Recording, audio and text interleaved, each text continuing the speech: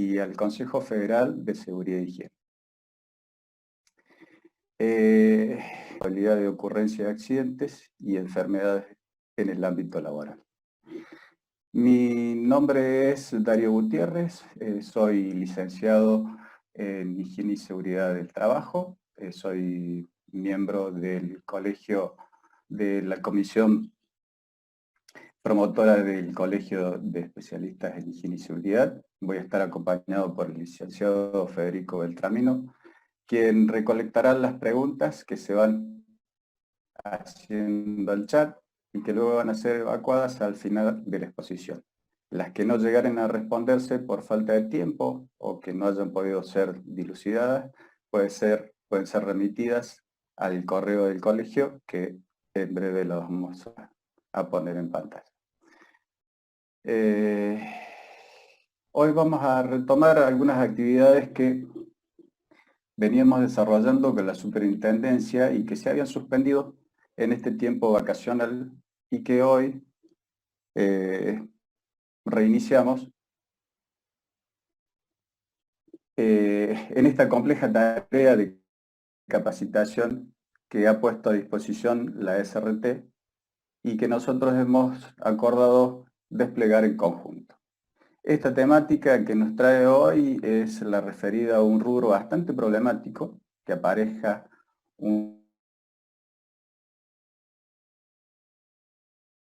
número de accidentes asociados a acción de elementos de protección personal. De explayarse en la temática va a estar en esta oportunidad el licenciado en Sociología y Magíster en Ciencias Sociales del Trabajo. Está en los programas nacionales de prevención de la PRONAPRE, del área de la Subgerencia de Desarrollo de Seguridad y Salud, de la Gerencia de Prevención de la Superintendencia de Riesgo de Trabajo, Marcos Alberto. En esta oportunidad le vamos a pedir que mantengan los micrófonos apagados para una mejor conexión. Sugerimos hacer lo propio con las cámaras, tratando de desarrollar la jornada en un ambiente de respeto y cordialidad. Sin más, damos lugar a Marcos en la disertación. En esto no sé qué si llamarlo auditorio, pantalla, pero está a disposición tuya, Marcos. Bienvenido.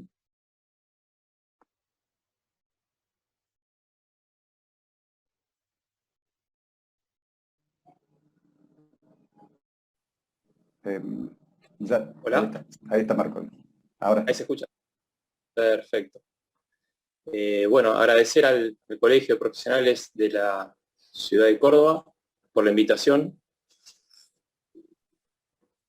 En esta jornada, en donde, bueno, no suele ser muy frecuente el tema de venir a juntarnos para escuchar hablar sobre salud laboral. Entonces me parece que el objetivo y poner el centro al trabajador, creo que es algo como para estar satisfecho de la voluntad de este encuentro. Ahí se lleva solamente la actividad forestal, sino que también está presente en otras actividades.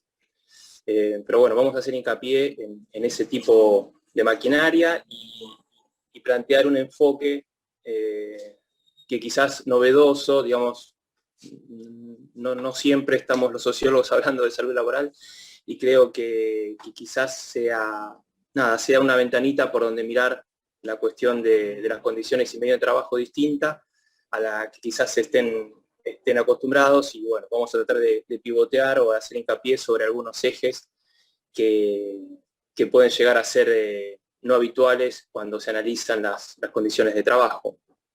Entonces decía, por un lado vamos a traer estas condiciones y medio ambiente de trabajo en la actividad forestal, y por otro lado, más hacia el final, lo que tiene que ver con un eje que creemos que es útil, pues sabemos que en esta actividad no todos, digamos, ustedes quizás no estén del todo relacionadas con la actividad forestal, por lo tanto puede llegar a ser útil también echar el ojo hacia lo que tiene que ver con un tema que es importantísimo, como es el relevamiento de riesgo, con la importancia que tiene sobre la declaración de enfermedades profesionales. Este es un tema transversal a todas las actividades económicas y de mucha preocupación.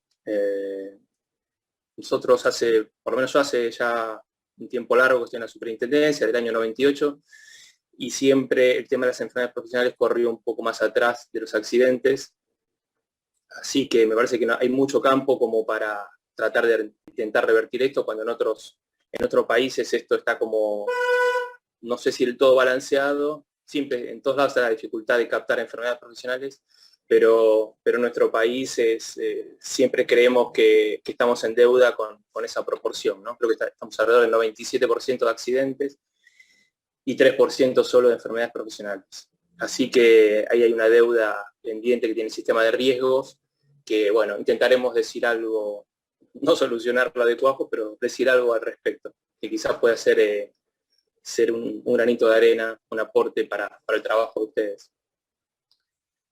Bueno, a ver cómo puedo cambiar, porque veo muchos carteles por acá. Ahí va.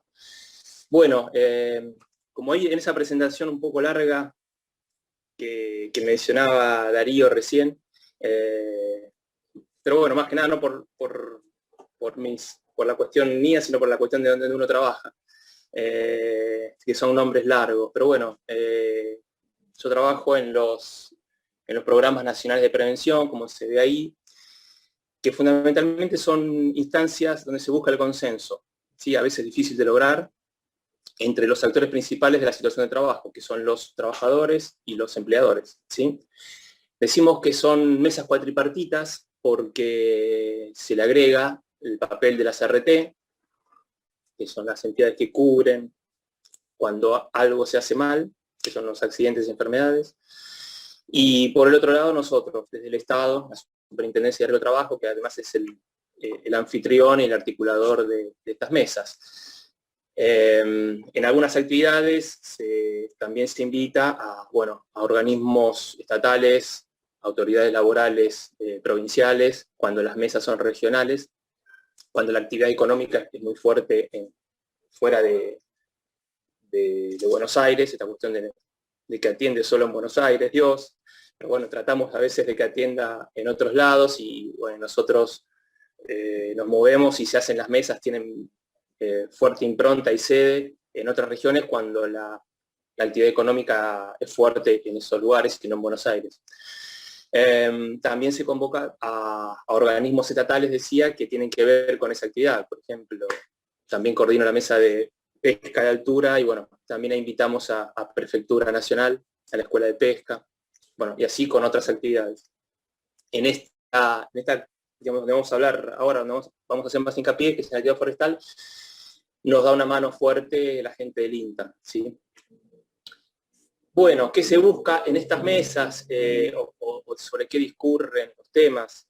Bueno, tienen que ver con tratar de entre todos buscarle la vuelta a esto de que el trabajo sea, que parece muy, muy fácil de decirlo y muy bonito siempre queda, pero es muy difícil de lograr, ¿sí? Porque se naturalizan distintas cuestiones que tienen que ver con que la actividad se realiza desde hace años de una determinada forma, y esa naturalización de los riesgos, o de los accidentes, o de los trabajadores se habitúan a tal práctica, es la principal falencia, o el principal debe a que nos enfrentamos, lo que nos queremos decir algo sobre una actividad económica.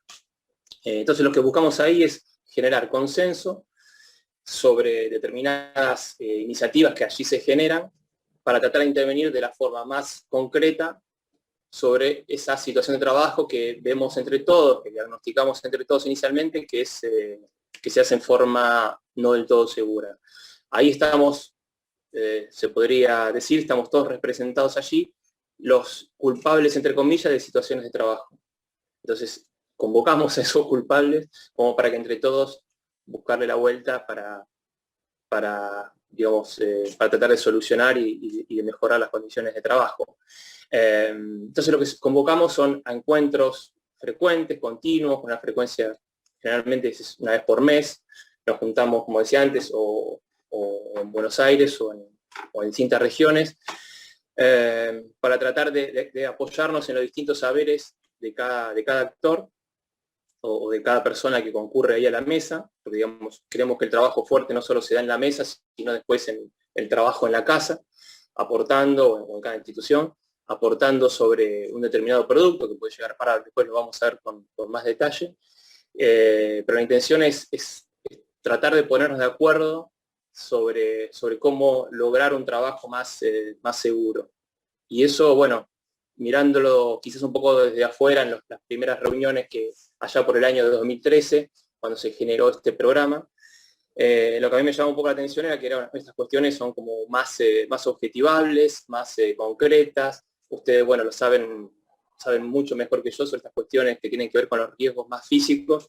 Uno tiende a pensar que es como muy sencillo ponerse de acuerdo sobre cómo se debe hacer una tarea y sobre, no sé, uno lo ve a priori como algo que no admite dos lecturas. Pero bueno, después, inmerso ya en este campo, uno ya después está cómodo con esta cuestión de distintas lecturas, distintas iniciativas, distintas formas de tratar de buscar una solución entre las mismas disciplinas, inclusive, no solo por esta cuestión de distintas miradas, distintas corrientes disciplinares, distintos paradigmas, sino incluso de la misma disciplina, cómo hay dos miradas sobre el mismo punto. Bueno, eso también va a la mesa, la confluencia de distintos intereses, también de por sí naturales, entre trabajadores y empleadores. Esto también es algo que partimos de esa premisa y tratamos de poner siempre el eje en que, más allá de los distintos intereses, debe primar,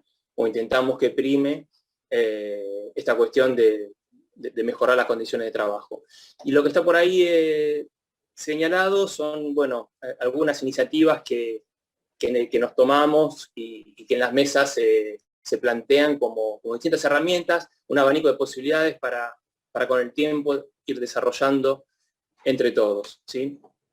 Y bueno, y se han logrado distintas acciones que intervinieron sobre las distintas condiciones de trabajo, distintas actividades económicas, pero siempre en el marco del consenso, ¿sí? Si vemos que todavía no le podemos encontrar la vuelta a este difícil punto que es lograr el consenso, bueno, lo seguimos discutiendo y bueno, y así creo que la ventaja que tiene es que esto tiene un envión adicional sobre si esto se impone o se genera desde una oficina, alejada de donde se desarrolla el trabajo.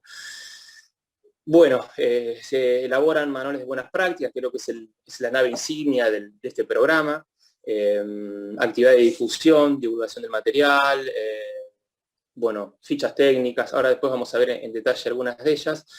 Los manuales es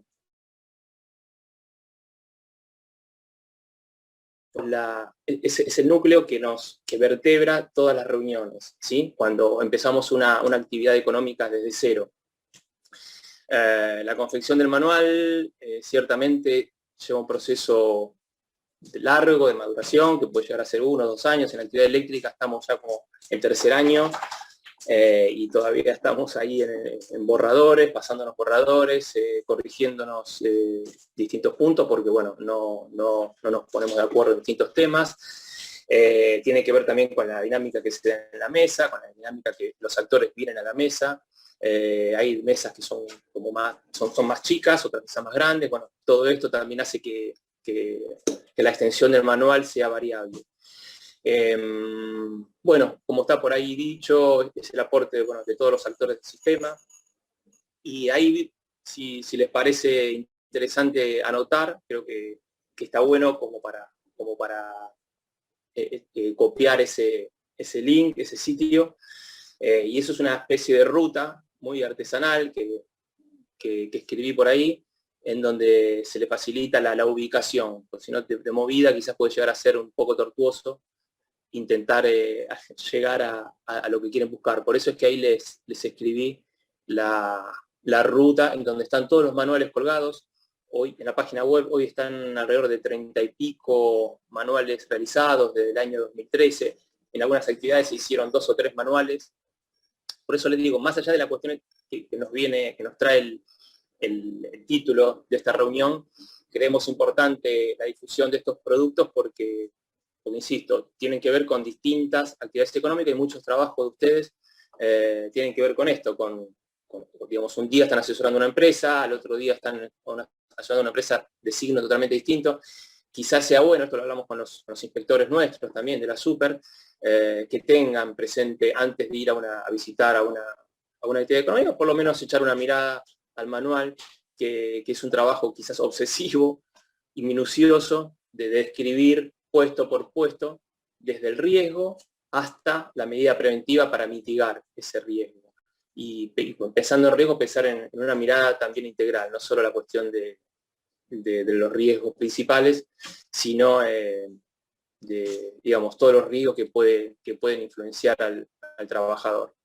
Por eso digo, la importancia de esas consultas creo que están buenas, que los manuales son un buen producto, fueron consultados también en otros países también, algunos han trascendido las fronteras y creemos que cuando se termina un manual nos da a veces un cierto orgullo que eso no solo quede plasmado en una biblioteca, porque esto después se edita y da como una especie de librito, sino que sea consultado por los trabajadores, por ustedes, los licenciados en higiene y seguridad, los empleadores básicamente, los gerentes, los que tienen posibilidad de tallar sobre la situación concreta de trabajo y modificarlas.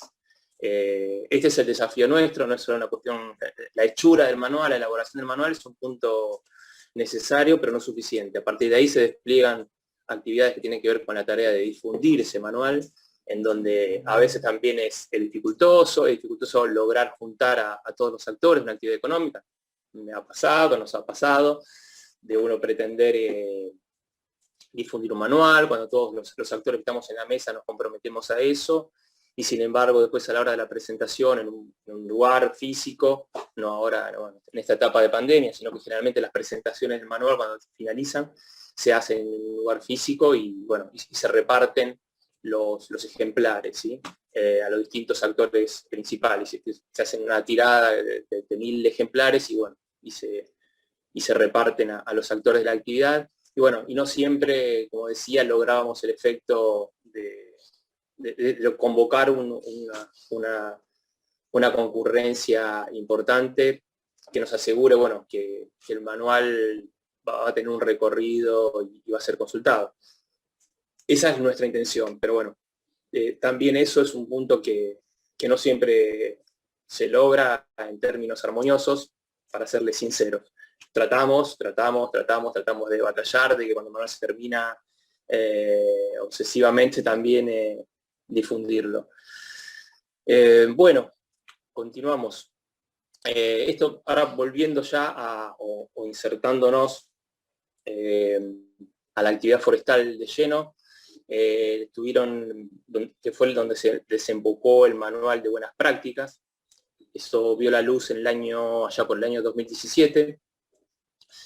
Se hicieron en dos lugares básicamente, en El Dorado, en la ciudad de Dorado, por la importancia de Misiones en la actividad forestal, siendo la principal provincia en cuanto a producción. Entonces, nos íbamos a El Dorado, que también dentro de Misiones es una ciudad potente en cuanto a producción forestal. Y también íbamos a Resistencia y San Peña más que nada, que está en el centro de la provincia de Chaco, donde se desarrollaban esas reuniones, y en donde íbamos de una u otra ciudad por la importancia del monte nativo. ¿Sí? El manual también incluye pasajes que tienen que ver con la madera nativa, madera de quebracho, que es mucho más dura que la blanda, que es eucalipto básicamente y pino, como se da en la parte productiva por excelencia, que es la del litoral.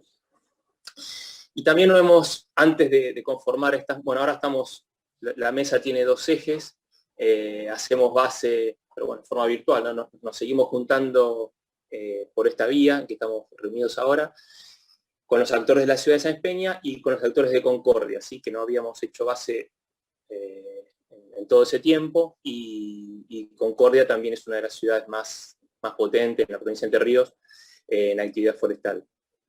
Eso es donde estamos hoy parados. Antes de estas reuniones que se hicieron en 2006, 2015, por allá lejos de ese tiempo, nos valíamos de, mejor dicho, de relevamientos que hemos hecho en esas provincias que están ahí, en Misiones, Chaco, Entre Ríos, Corrientes y Tierra del Fuego, para hacer relevamientos y para dejar, para, digamos, llegar a saturar nuestro ojo sobre las condiciones de trabajo que después nos iba a servir para conformar estos manuales. O sea, el aporte que pusimos ahí en la mesa no partió de la nada, sino que, bueno, nos sirvió, digamos, patear, entre comillas, explotaciones forestales en distintos lugares, tratar de hablar, de obtener información desde todos lados. Creemos que todas las fuentes son importantes, no hay que conformarse, una sugerencia, no conformarse por una fuente sola, la más obvia puede llegar a ser los datos estadísticos, que uno ahí se apoya por esta cuestión de pensar que los datos cuantitativos tienen un poder, entre comillas, científico más que los cualitativos. Creemos que, personalmente creo que no es así. La información que puede llegar a surgir de una entrevista bien hecha a un trabajador forestal, hay veces que nos dicen más de la actividad que 25 cuadros estadísticos. Lo mismo que lo que ustedes recogen en las inspecciones, en actas, eso también es una información riquísima, que también quizá la dificultad sea poder, esto lo digo no por ustedes que no los conozco, digamos, en la cuestión de inspectores cordobeses o licenciados de ingeniería cordobeses, sino me refiero a compañeros en esto de ir a visitar, pero ir a visitar distintas actividades, o mejor dicho, la misma actividad y recoger ahí un mismo patrón. Bueno, eso es lo que a veces es un poco dificultoso, intentar responder la pregunta, bueno, pero acá cuáles son las condiciones de trabajo y de qué se accidentan y de qué se enferman en mayor proporción los trabajadores de esta actividad. Bueno, esa es la pregunta que también obsesivamente intentamos responder allá lejos de hace tiempo y tratar de conformar y dejarlo planteado por escrito. Hemos hecho informes que algunos estuvieron colgados en la superintendencia durante mucho tiempo. Creo que si ahora googlean por ahí actividad forestal Mesopotamia, aparece ese informe que tiene la posibilidad de generar ese hilo conductor sobre las condiciones de trabajo, sin importarnos la empresa A o la empresa B o la empresa C, sino intentar ir a visitar A, B o C como para rescatar cuáles son las condiciones de trabajo de una actividad, ¿sí? ¿Hasta cuándo vamos? A, B, C, y cuántas empresas más. Bueno, hasta que podamos ya tener podemos llegar a vertebrar una descripción lo más ajustada posible con las variaciones que tienen dentro esos relevamientos. No es lo mismo una empresa de la explotación forestal que exporta, que tiene ISO, que es poderosa técnicamente, que una cuadrilla que deja a sus trabajadores casi aislados por ahí, en donde están al borde de la ilegalidad, que son contratistas, que son monotributistas. Hay dos mundos distintos ahí, pero bueno, tratamos de ver cuál es el núcleo que los acerca, el núcleo común, y también contemplar esas diferencias. Bueno, todo eso, dejarlo por escrito y a su vez contar cuáles son los riesgos y cuáles son las medidas, cuáles son los riesgos. Eso es lo que fue ese informe que les decía antes, que quizás esté colgado en la web. Lo que hicimos con los manuales de buenas prácticas, esto en realidad es en todas las actividades económicas de las mesas, PRONAPRE, es incorporar puesto por puesto cuáles son esas exposiciones riesgosas que nosotros vimos antes y inmediatamente adosarle las medidas preventivas que en aquella oportunidad cuando hicimos ese informe no las pusimos, no enfatizamos eso. Ahora sí lo estamos enfatizando en las mesas cuando nos juntamos con todos los actores, y pensar entre todos medidas preventivas que traten de corregir esas exposiciones riesgosas. Bueno, esos relevamientos, todo esto es para explicar esos relevamientos hacia dónde apuntamos, porque no es un relevamiento de ese tipo que un relevamiento que van a ver la empresa A y hacer un acta sobre los incumplimientos que tiene o sobre cómo corregir esa empresa A, y está muy bien que sea así, que en términos individuales se vaya a plantear cómo corregir en ese establecimiento. Lo que nosotros buscábamos era usar las evaluaciones individuales para tratar de llegar a una descripción general de la actividad y que eso tenga a su vez un alcance nacional. Esa era la intención. Ahora con las mesas, en la mesa forestal, que es donde estamos ahora presentando, también tratamos de que lo que surja de ahí tenga también un alcance lo más nacional posible. Obviamente que Chaco, lo que estamos haciendo ahora en Chaco, tiene que ver con la especificidad de la provincia, donde es muy fuerte, además de la cuestión forestal, dentro de la cuestión forestal, la cuestión del horno de carbón de leña, que ahí también arroja exposiciones muy particulares y muy riesgosas en la forma en que se hace, y que eso, bueno, tratamos también de captar esa especificidad y decir algo al respecto, que ahora después vamos a ver. Acá lo vamos a ver. Bueno, estas son, como dice ahí el título principal, son las acciones que hemos realizado y que están algunas, por eso también los invito a verlos. Son productos generados en las mesas, ¿sí? En este tipo de encuentros. Fichas técnicas, donde quizás el manual lo que tiene es la búsqueda de la descripción minuciosa de todos los puestos de trabajo, concatenados, siguiendo un flujograma, que ustedes, bueno, conocen ya el flujograma, que nos permite ver de un vistazo, a través de una simbología específica, los riesgos que hay en distintos puestos de trabajo. Con la ficha técnica, por el contrario, no buscamos esa totalidad, sino lo que buscamos es tomar un tema y desmenuzarlo, bueno, ese tema, que puede no tener nada que ver con lo que está en el manual, o porque no da el alcance del manual para desarrollar ese tema con más comodidad. Por ejemplo, ahora en eléctrica estamos tomando la cuestión de cámaras, la cuestión de los riesgos en andamios, y paralelamente estamos haciendo el manual. O sea, lo sacamos del manual por la importancia que tiene ese tema, por un lado, y también porque quedaría como algo descolgado, dar esa importancia y tomar un tema, sería una nota al pie demasiado extensa. Así que por eso es que lo trabajamos en fichas técnicas. Y lo que hicimos en Chaco es lo que les decía antes, a partir de relevamientos que hemos hecho en hornos de leña y de muchos relatos que nos hacían casi todos los actores del sistema me refiero a los que venían a las mesas, ¿no? Sobre las condiciones de trabajo complicadas que se dan en los trabajadores que están al lado, metiendo trozos forestales, troncos, para luego de 7 días de estar cerrado ese horno completo y quemándose. Bueno, de ahí después se abre y se obtiene la leña. Cuando se abre, ese humo que se puede ver en algunos videos, en algunas imágenes, ese humo es complicado, ese humo, para las condiciones de salud de los trabajadores. Entonces, bueno, nos hablaban de problemas respiratorios y demás. Bueno, tratamos de ir a visitar, no quedarnos con esos relatos y ir un poco más y proponer trabajar al respecto. Bueno, muy recientemente esa ficha está colgada en la página web, por eso es que ahora la semana que viene lo vamos a presentar con los actores de Chaco, también para que tenga una caja de resonancia mayor. Por otro lado, estamos trabajando en requisitos que tendría que tener los contratistas, más que nada en Concordia, pero esto también se ve en Chaco y también se ve diseminado por todo el país, este encadenamiento que sea en actividad forestal entre el propietario de la tierra, la empresa que va a talar, y por otro lado la cuadrilla que en realidad va a hacer el trabajo. Y además hay otros encadenamientos por ahí, no son esos tres.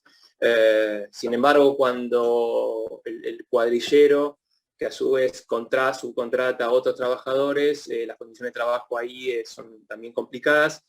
Entonces lo que queríamos ver y nos diseñar en la mesa con toda claridad que los mayores problemas estaban ahí. Entonces, bueno, quisimos tomar el toro por las astas y decir algo al respecto. En principio también como ficha técnica, quizás ver más adelante si en términos normativos hay margen a mí me gustaría, como para tratar de decir algo más vinculante que una ficha técnica, que son todas me olvidé de decir, todos estos productos, manuales, fichas, afiches, tienen un carácter obviamente de sugerencia, de difusión, digamos, de ser una gotita que horada la piedra, como si fuesen nosotros vendríamos a ser dentro de la gerencia de prevención el área que diseña estos productos para, no sé, para tratar de cambiar conductas, lo hacemos junto con los actores, pero me gusta dar el ejemplo de quizás la azafata que está en los aviones todo el día diciendo, bueno, cómo se deben prevenir en caso de un accidente. Sabemos cómo se hace y sin embargo todos los vuelos está la azafata explicando cómo, bueno, nosotros también estamos machacando de distintas formas porque sabemos que no alcanzó con una sola modalidad, no alcanzó con las inspecciones, no alcanzó con las sanciones que hacen las autoridades laborales de todo el país, lo sabemos, y las condiciones de trabajo deficitarias siguen ocurriendo a pesar de las sanciones, a pesar de los relevamientos, de hablar, y las condiciones de trabajo siguen siendo en algunas situaciones pésimas. Esto es otra vuelta de tuerca como para tratar de llegar en forma concreta, incluso llegar a esos lugares donde se ven condiciones de trabajo complicadas y ver si de esta forma se logra revertir, hablándolo con los empleadores. Digamos, estos productos surgen con la anuencia de los empleadores, es una posibilidad también como para llegar de otra forma a esos empleadores. Empleadores me refiero por ser los responsables de las condiciones de trabajo, sin olvidar eso.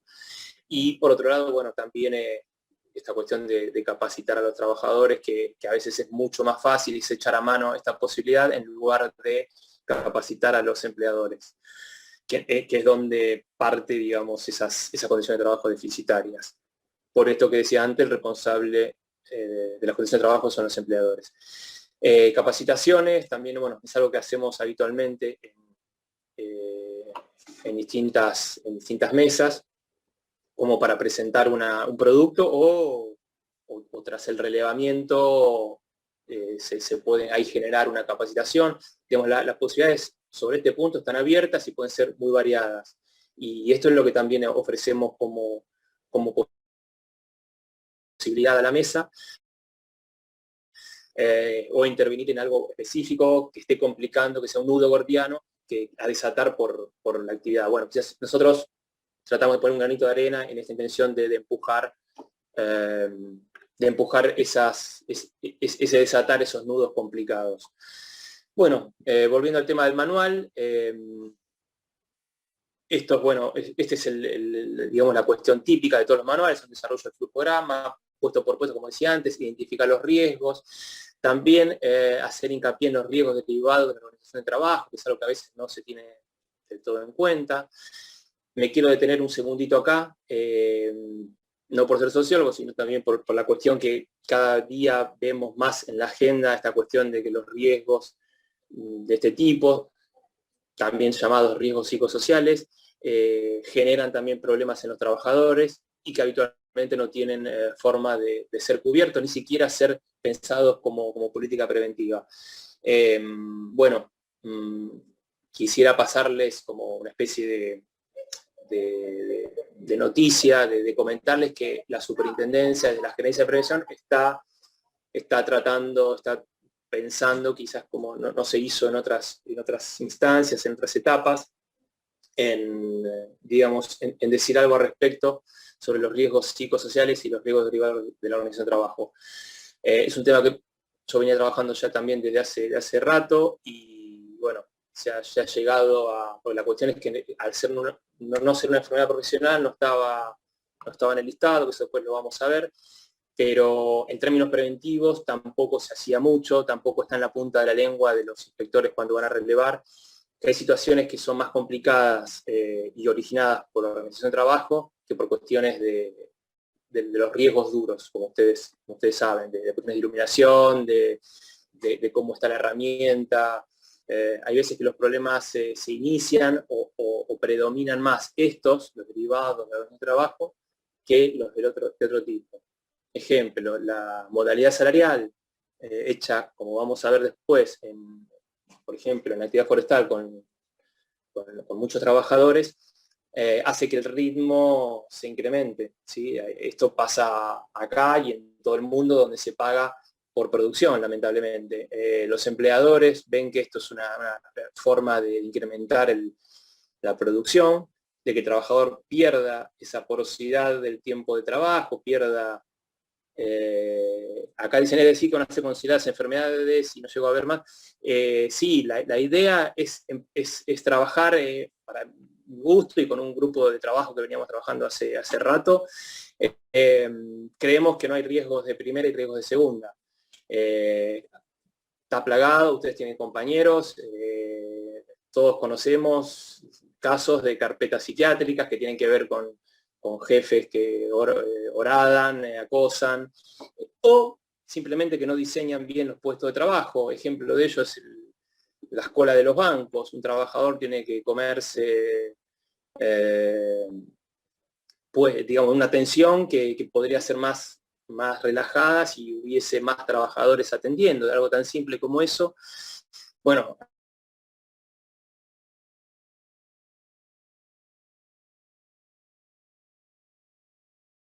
empezar a trabajar con esto. Por suerte, esta cuestión de un tema de investigación junto con el área de prevención están conectándose y creemos que, bueno, que quizás pronto haya algo al respecto.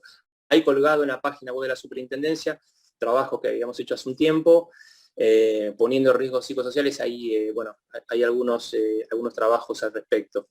Pero nada, vi esto de que en los manuales está incorporado algunas cuestiones de la organización de trabajo y quería ampliarme, hacer esa nota al pie. No es sencillo, partimos de la base que no es un tema sencillo de evaluarlo y de medirlo, pero bueno, tratamos de contar como premisa de todas esas dificultades para tratar de no quedarnos con la complejidad y que todo esto, que todo siga igual cuando hay otros países que ya nos llevan kilómetros en evaluar los riesgos psicosociales, en medirlos, y todavía algunos menos en pensar alguna cobertura o en pensar en alguna indemnización. O sea que todavía estamos acá bastante lejos de eso, pero es una buena punta, bueno, que esto se hable y que de la superintendencia, para mi gusto, no nos contentemos con plantear el tema, sino también pensar, por el lugar que tiene la superintendencia en el sistema, bueno, de pensar alguna forma de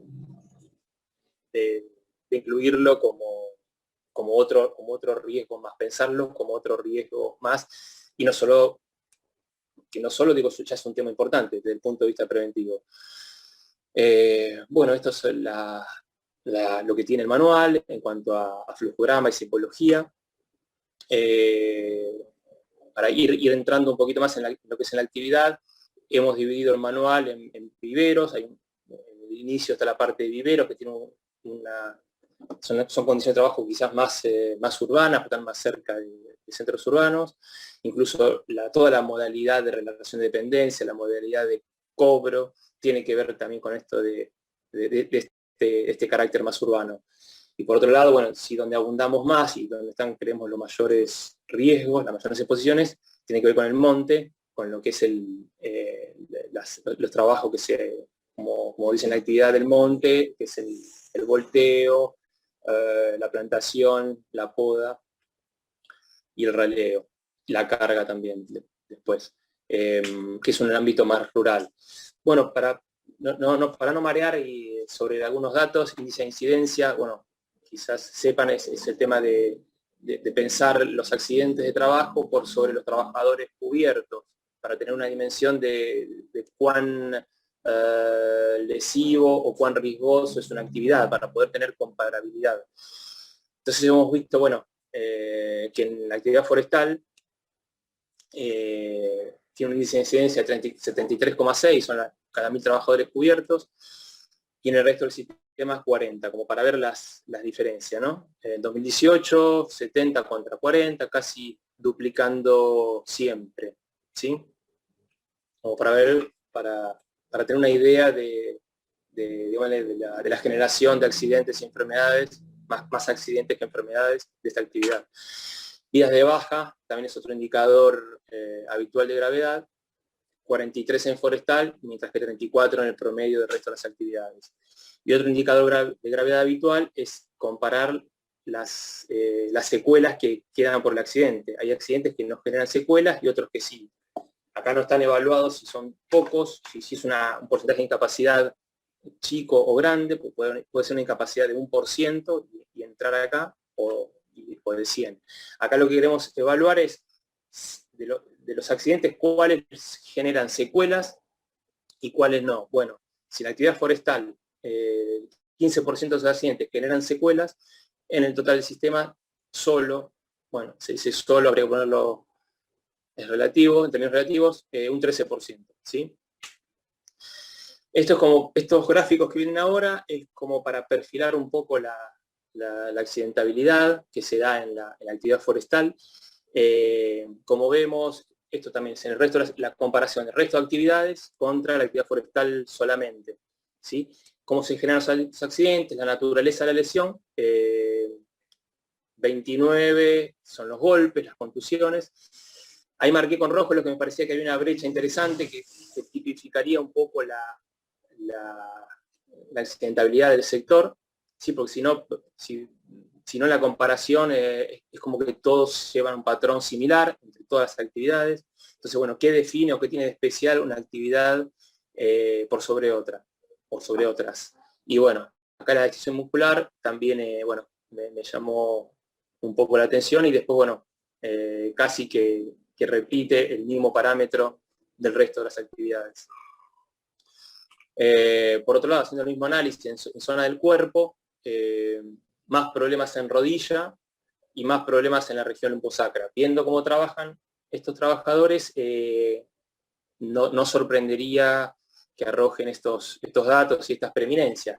El uso de la motosierra, una maquinaria pesada, y la forma en que a veces la aportan, también apoyaría estos datos. Si bien la motosierra obviamente no es el único, no es el único puesto de trabajo que se da ahí. Bueno, cuando ahora hablemos un poco de las enfermedades o del relevamiento de agentes de riesgo, como decía antes, me da muchas ganas de hablar de eso por ese 21 que aparece por ahí, ¿sí? O ese 27 que aparece por ahí. Piensen que esto aunque ustedes no lo crean, son la cantidad de casos de enfermedades profesionales captadas por el sistema en un año, en el año 2019. O sea, en todo el año 2019, según los datos que tenemos, se detectaron 21 enfermedades profesionales aceptadas, 27 fueron rechazadas, ¿sí? O sea, son números, pero bajísimos respecto de las condiciones de trabajo que se verifican en esta actividad.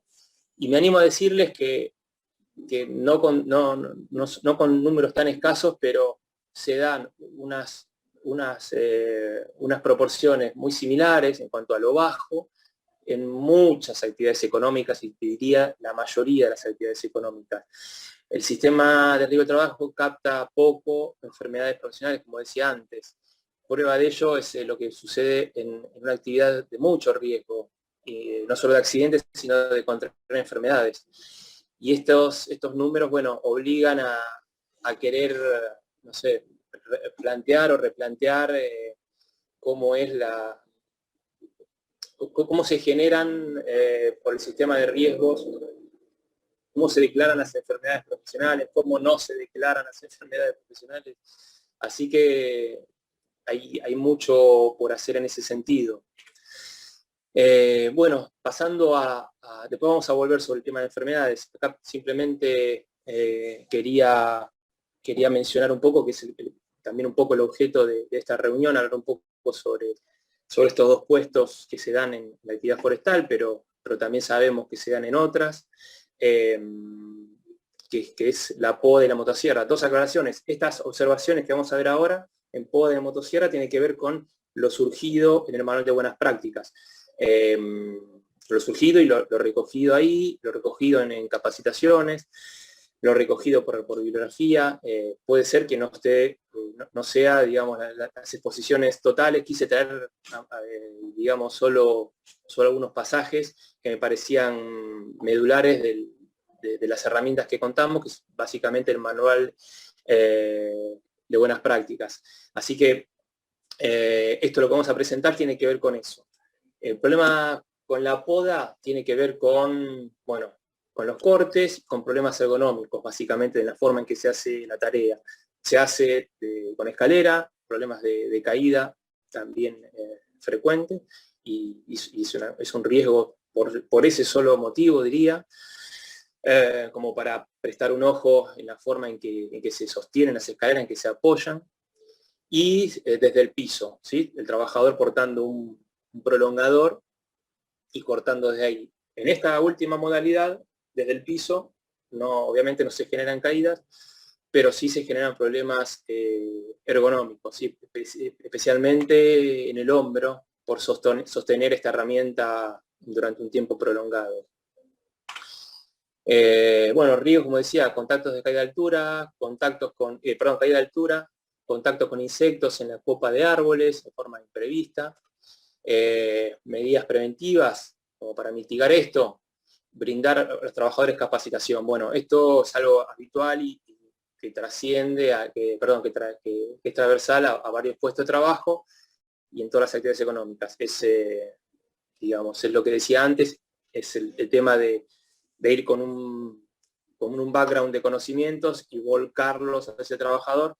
A veces lo que, para mi gusto, el riesgo o la dificultad que se plantea esto es el tema de a veces no escuchar demasiado la opinión de los trabajadores sobre una modalidad de trabajo que se vuelca sobre ellos, desde arriba hacia abajo, desde un saber supuesto hacia abajo, y no contemplar lo que nos plantean, lo que nos plantean ellos. De todos modos, creemos que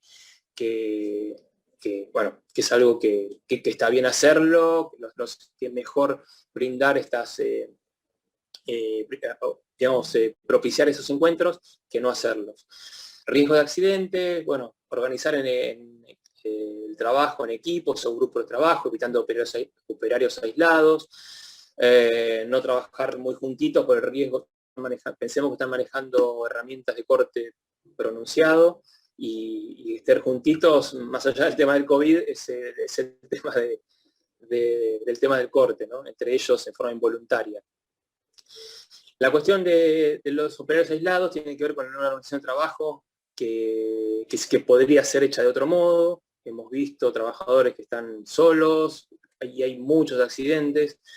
La actividad forestal, que tiene que ver con, bueno, se dejan esos trabajadores en un monte y se accidentó en forma grave y no sabemos la suerte que están corriendo. Así que, digamos, no naturalizar esto, de que haya trabajadores dejados por allá a la buena de Dios. Nunca trasladarse con las herramientas en las manos, siempre en su cartera, en su cartuchero o cinturón. Uso de tijera electrónica, está como en algunas expresiones en otros países también han hecho trabajo donde se ve la diferencia en la forma de trabajar, como más segura en el uso de esa tijera que hacerlo en forma manual, ¿sí? Caídas de altura para prevenir, con los trabajadores deben seguir la técnica de los 3 puntos, o sea, siempre había, quizás bueno, ya lo conozcan, pero siempre 3 extremidades, o sea, brazo, manos y pies. De las 4, por lo menos siempre 3 tienen que estar asidas a los escalones. Se deberá buscar que el punto de apoyo no tenga un encaje seguro, bueno, para evitar deslizamientos, verificar que no haya insectos. Voy rapidito con esto por el hecho de que esto está en el manual, y bueno, y quizás me detenga en otros puntos que no tienen necesariamente que ver con el manual, pero bueno, de todos modos hacemos un pase como para invitarlos a consultar estos productos. En cuanto a la ergonomía, en poda, bueno, como decíamos antes, el tema de levantar los brazos, no levantarlos, ejercicios periódicos, de estiramiento de los brazos. Esta cuestión también podría ser común a muchas actividades económicas, el tema de incluir una pausa para hacer este tipo de relajamiento, como ustedes seguramente ya saben. Cada vez son más las actividades económicas donde se hace una gimnasia laboral, una gimnasia activa o movimientos activos, como se lo quiera llamar, en donde se alteran los movimientos de los trabajadores para alternar a veces las posturas, cambiar la postura. Entonces creemos que es muy importante el tema de incluir pausas en los trabajos, ¿sí? Pensemos que la mayoría de los trabajos, esto ya fuera de la poda, fuera de lo forestal, la mayoría de los trabajos se hace en forma con limpia de estación, parados, durante mucho tiempo. Esto provoca que se generen varices. Entonces no es descabellado que el trabajador pueda alternar la postura con otra posición que, bueno, la posición sentado es la más obvia.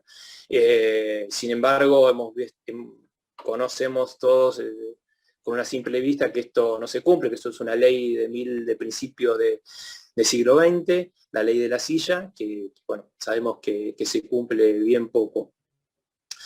Bueno, en cuanto a los EPP, casco, por el tema de posibles caídas de trozo de lo que se está cortando desde arriba, guantes certificados de acuerdo a la herramienta utilizada, zapatos de seguridad certificados, ropa ceñida al cuerpo para evitar enganches, protección ocular certificadas, cinturón de seguridad de tipo arnés solo cuando el operario se encuentra en altura. Esta frase me quedó grabada por algún empleador que digamos como que casi que no quería terminar de avalar el manual si no se especificaba esto que parece obvio. Le habían hecho una demanda judicial enorme por no tener arnés el trabajador, cuando él decía, juraba y perjuraba que los trabajos se hacían desde el piso. Pero bueno, entonces enfatizamos por ese lado. Bueno, pasamos a la motosierra. La herramienta estrella es la actividad forestal, tanto por su parte central en lo que tiene que ver con el proceso, así también por la generación de accidentes graves. Esa ubicación que aparece, no me sale ahora el sitio, que aparece por ahí, es de donde está ubicado en el manual de buenas prácticas. No, perdón, después de esto, después del manual, obviamente, pasó el tiempo y hace poquito hicimos una especie de flyer o volante en donde solo estén las medidas preventivas de la motosierra, de ese puesto. La idea que sea un volante chiquito, que sea fácil para difundir, para repartir, para que el trabajador pueda consultarlo, leerlo, pero no solo el trabajador, que también el resto de los actores, pienso en licenciado de higiene y seguridad, pienso en ART que van a asesorar, pienso en inspectores de autoridades laborales, provinciales, podamos, digamos, ponernos como una especie de acuerdo o de puntos comunes a tratar de ir solucionando. Entonces ahí hay como una priorización de por dónde pasarían las exposiciones riesgosas en ese puesto de trabajo clave. Clave también porque marca el ritmo de la faena. Los trabajadores en los puestos sucesivos también cobran por lo que el motosierrista vaya cortando, ¿sí? Obviamente el motosierrista se lleva una porción mayor del pago, pero por eso decíamos que marca el ritmo, ¿no? Y porque también depende de lo que los otros trabajen y consigan salarialmente, depende de su pericia. Y acá, bueno, está lo que comentábamos antes, el tema de la modalidad salarial, vinculada no solo por una cuestión de magnitud salarial, sino vinculada con un tema de claro y neto corte vinculado con la accidentabilidad, que tiene que ver con el incremento de los ritmos de trabajo, ¿sí? Ritmo de trabajo es una variable clave, esencial en riesgos psicosociales, pero también si quieren no irnos por las ramas, lo que tiene que ver con la organización del trabajo y en la vinculación con los accidentes. Forma de pago que que a su vez tiene que ver con un aspecto que seduce a las dos partes. Por eso también es muy difícil, una vez que la modalidad vinculada con la producción se instale en una actividad económica X, es muy difícil después plantear su reversión, porque ya todos los actores se vieron seducidos por esta forma de pago, por este vínculo que tiene con la producción. El trabajador a veces también es renuente a cambiar esta modalidad de pago porque también implica un aumento salarial. Y esto en el manual nos costó incluirlo, no fue fácil. Plantear solamente esta vinculación, que el tema del destajo provoca alteración del ritmo de trabajo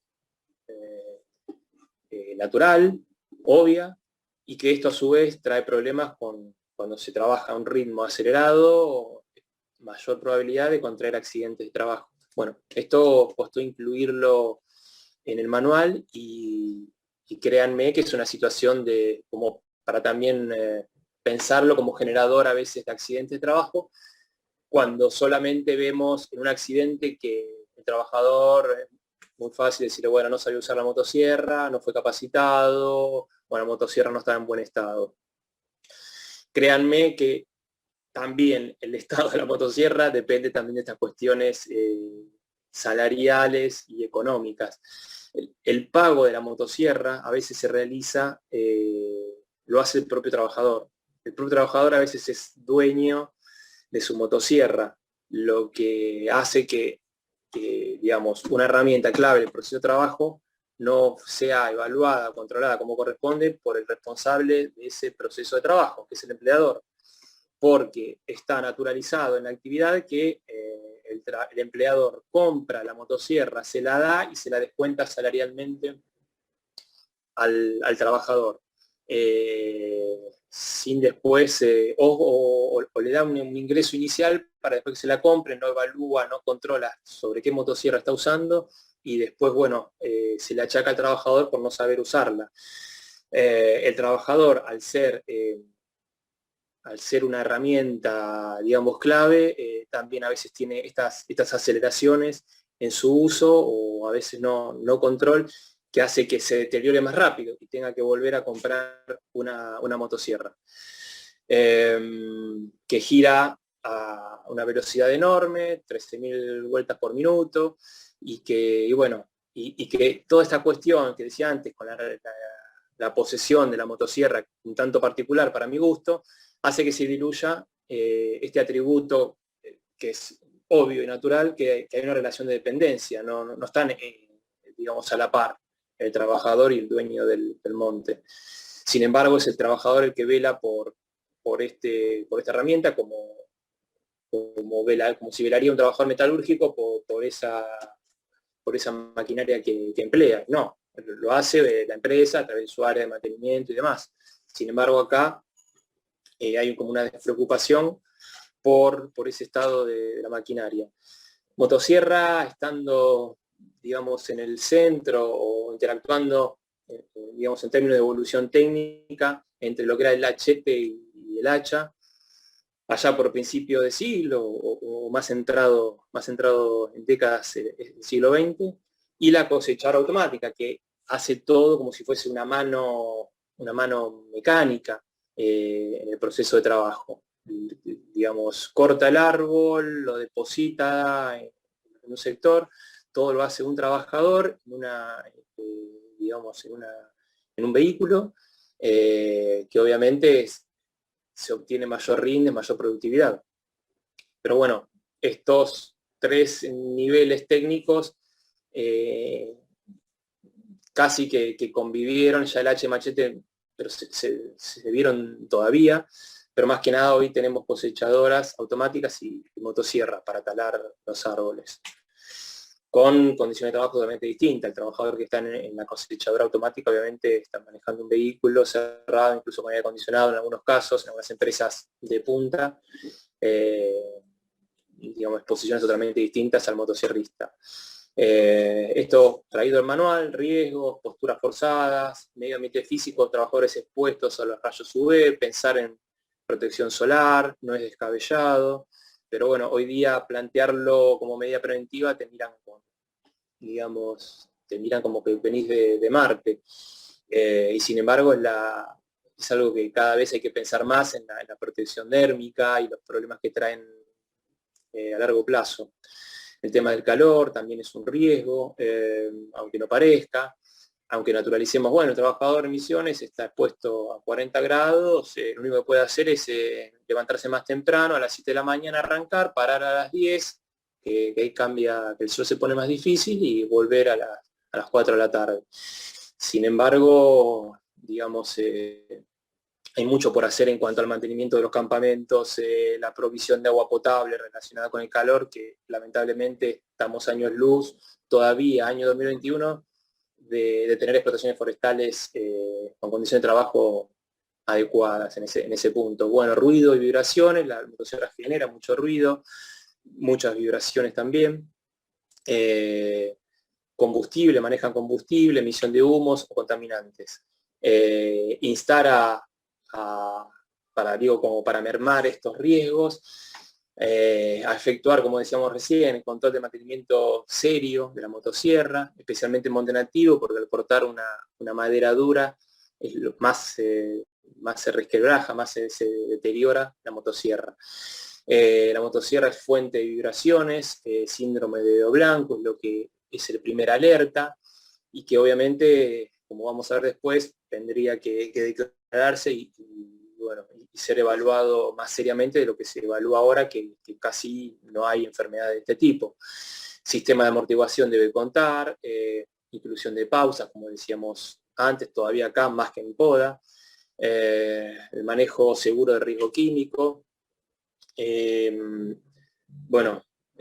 no usar cuando el terreno sea irregular. Hemos visto en aserraderos, que no es el ámbito natural, hay otras maquinarias en los aserraderos que hacen la tarea de forma más adecuada, fueron pensadas para otro tipo, estas maquinarias en aserraderos para otro tipo de tarea, y sin embargo en muchos aserraderos todavía siguen usando afuera del predio la motosierra para cortar algunos pedazos, o sea, no como algo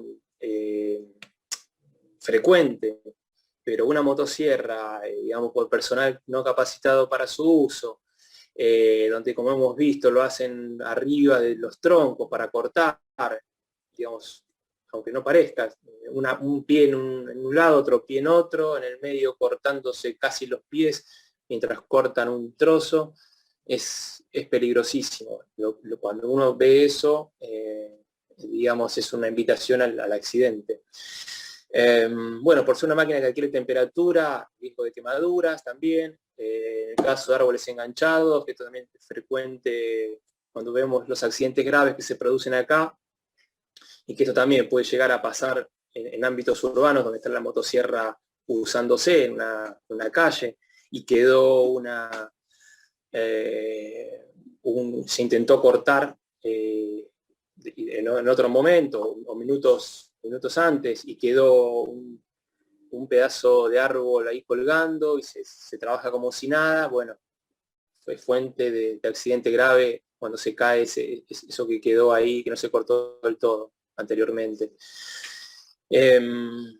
Consulta el manual del fabricante. Las motosierras, cuando se compran, vienen con un manualcito muy completo, con muchos gráficos, pensando en distintos niveles educativos. Pensemos que acá el nivel educativo de trabajar en motosierritas es bajo. Por lo tanto, bueno, se pensó el tema de dibujos.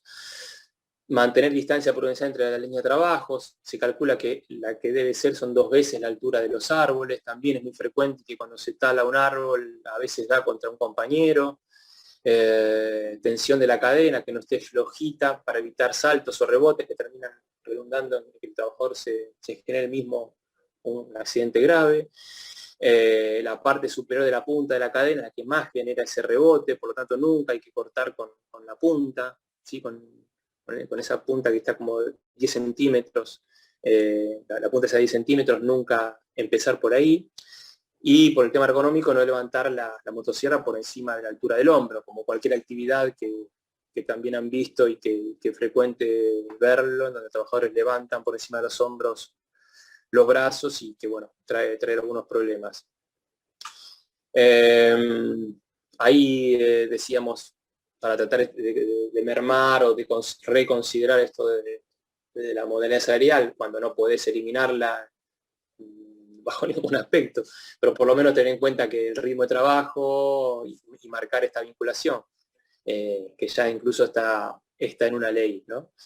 No se debe descontar el salario de la provisión de la motosierra, esta intención nuestra que quizás no como para... no lo escribimos sabiendo que esto iba a ser la solución y que se iba a cortar de cuajo todas estas condiciones de trabajo, pero era como, la idea es instalar con estos temas, estas sugerencias, escalar, digamos, el tema, la preocupación, y que quizás no lo hacemos desde una óptica que no está en el día a día, en la actividad, y quizás pueda llegar a ser un aporte precisamente por eso. El ojo del que viene de afuera a veces tiene más defectos que virtudes, pero quizás puede, digamos, aportar desde no naturalizar cuestiones graves que se vienen realizando de hace tiempo. La carga de combustible, de realizarse con la máquina en frío y apagada para evitar quemaduras. Tener en cuenta el tema del viento cuando se corta, parece algo muy obvio, pero a veces no lo es. Considerar previo al volteo la inclinación de árbol, aplicar técnica de volteo dirigido, realizando una boca de dirección, es una especie de cuña para darle la dirección que queremos darle. Evitar el uso de ropa suelta por esta cuestión de los enganches y otros accesorios en cuello y manos que pueden provocar atrapamientos con las máquinas. Pausas, no realizar posturas forzadas. Esto, bueno, ustedes saben mejor que nadie, el tema del uso de piernas y no de la espalda para ejercer o levantar algo pesado. Bueno, para motosierra lo mismo. Y que esto a la larga, si no se hace así, trae problemas de salud. Bueno, en cuanto a los EPP, casco de triple función, que es una protección facial, la protección para la caída de objetos, el cráneo y la protección auditiva, guantes anticorte y vibración. Hay algunos guantes, no en todas las regiones, pero se consiguen. Guantes anticorte y vibración. Esa malla que vemos ahí negra protege de los golpes. Pantalón anticorte o pernera. La pernera se usa más en Chaco por el excesivo calor que hace, que no, digamos, la pernera, a diferencia del anticorte, no tiene protegido la parte de atrás de la pierna, que es una parte que es imposible que el trabajador ya no da como para que se corte atrás de la pierna. Por eso es que está todo protegida, pero la parte delantera sí protege. Chaleco refractario, por esta cuestión que en el bosque se mimetizan las ropas así tipo grafa, ese color marroncito suele mimetizarse en el bosque y no se lo ve al trabajador ante un accidente grave, y zapatos de seguridad. Orden de prelación de los EPP, siempre partimos de la base y siempre me gusta comentar esta filmina, no olvidar que esto no es un delirio nuestro, sino esto que está no solo en ordenamientos normativos del agro, como es el 617, y está en el 351, la norma madre, en el artículo 190, sino que está en muchas bibliografías, que es el tema del EPP debe ser el tercer punto de partida, o mejor dicho, el tercer elemento en un orden jerárquico, u orden de prioridad, como quieran llamar. En realidad se dice orden de prelación, que es la primera medida, eliminar el riesgo. ¿Sí? El objetivo preventivo debe ser, en algunas actividades se puede hacer, en otras no, pero siempre partir de la base que se tendría que pensar de eliminar ese riesgo. En caso que no se pueda hacer, riesgos que no se pueden eliminar, por ejemplo el tema del sol, y otros, si no se puede, decía, eliminarlo, pensamos en una herramienta también, una maquinaria que genera mucho ruido, tratar de aislarla, ¿sí? con medidas mecánicas, y en caso que no se pueda hacer, recién pensar en el EPP. Sin embargo, a veces este ordenamiento se altera y lo que solemos poner en primer lugar es el EPP. Y ahí echamos la culpa al trabajador que no lo usa, que es incómodo, que en este debate que se da siempre de trabajador y empleador, como Tony Jerry, en que el trabajador dice que es incómodo, que no lo usa, el empleador que sí es cómodo, que lo tiene que usar, y que bueno, que ahí entramos en un debate eterno, pero poco se hace en tratar de pensarlo como en este orden, ¿sí?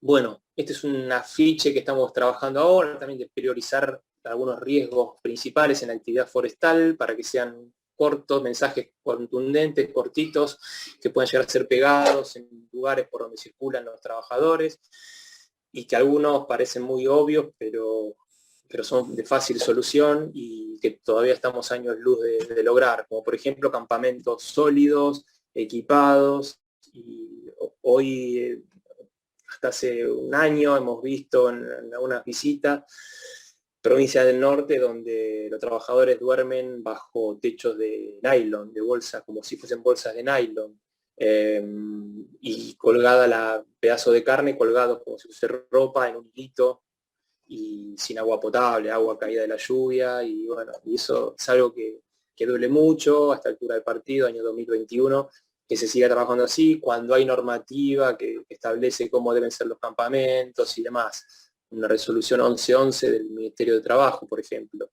que estuvo trabajando gente de la superintendencia. A raíz de todos esas formas de trabajar o de mantener los campamentos, un desastre. Entonces dijo, no, por lo menos marquemos puntos básicos.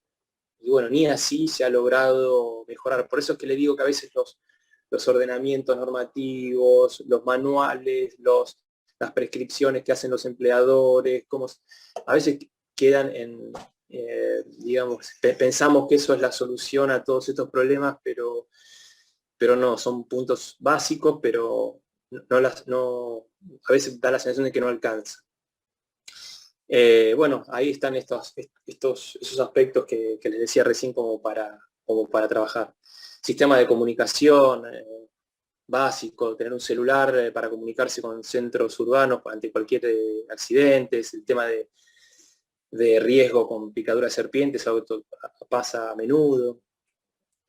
Así que bueno, la intención es intentar subir la vara un poquito más de lo que está, y con la anuencia de todos los actores involucrados, de saber que che, esto está pasando, sabemos que esto está pasando, no somos, como que no es que no vemos lo que está pasando, tratamos de traer en las mesas, la intención es tratar de traer los trabajos concretos, la forma concreta de trabajar, que sabemos que lo primero que hacen es nos tiran los procedimientos, de cómo se debe trabajar, pero sabemos que hay una brecha a veces enorme entre cómo se cree que se trabaja en una oficina, en una empresa, y cómo se trabaja en realidad.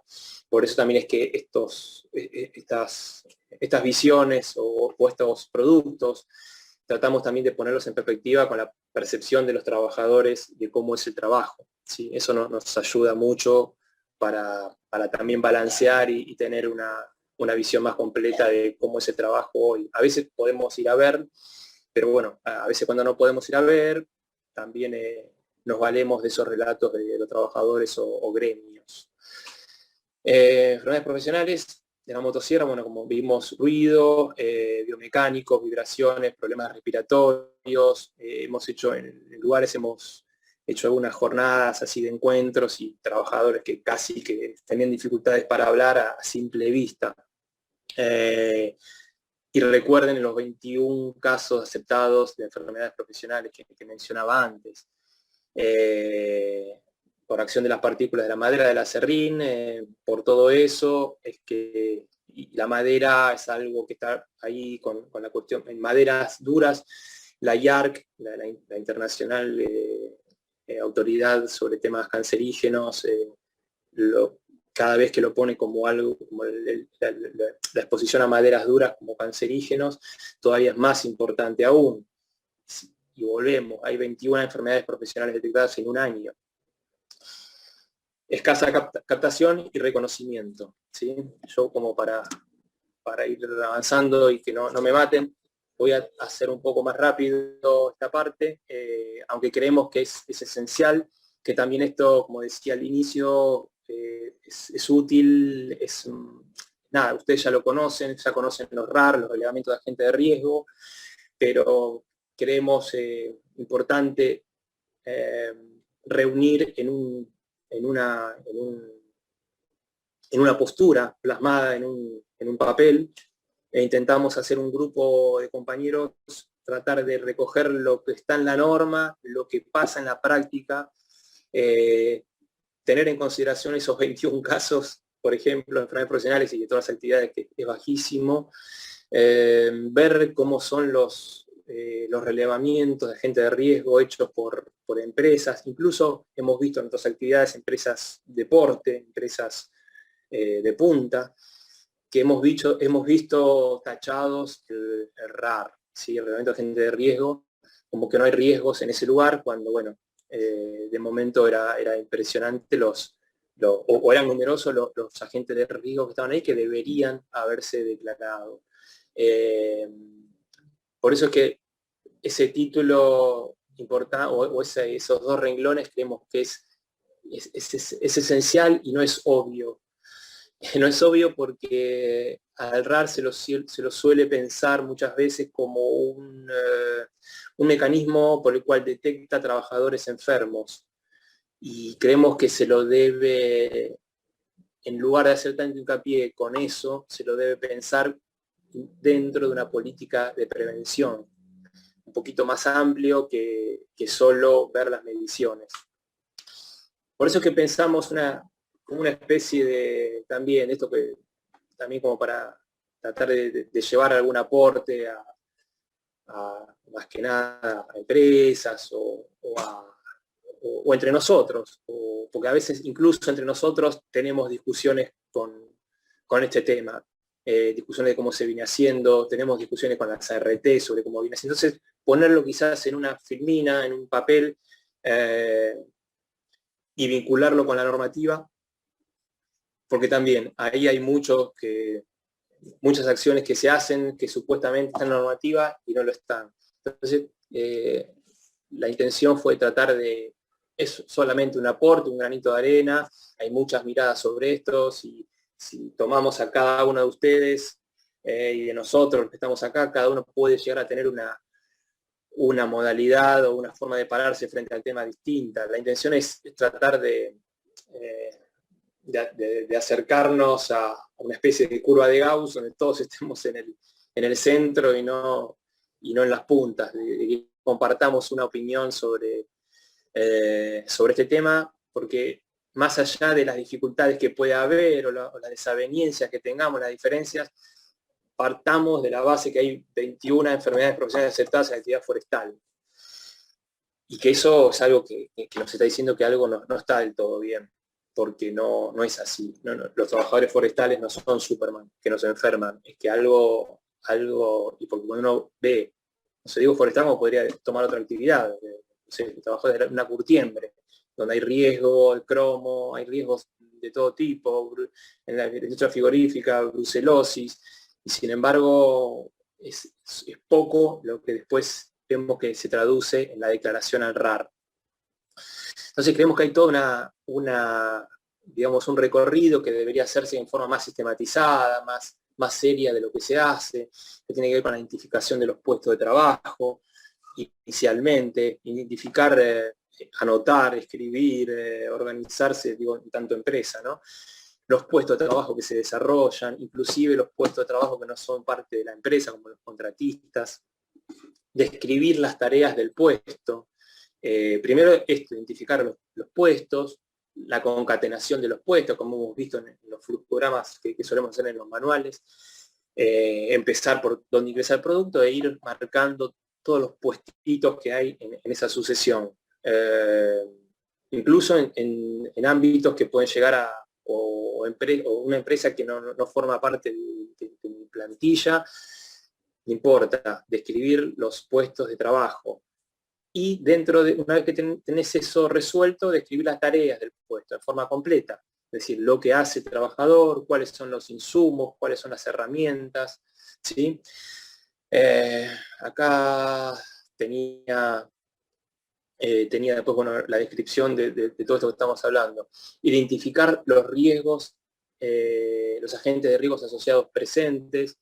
Esto es una digamos, lo más fuerte que tiene quizás esta etapa, una de las cuestiones más fuertes.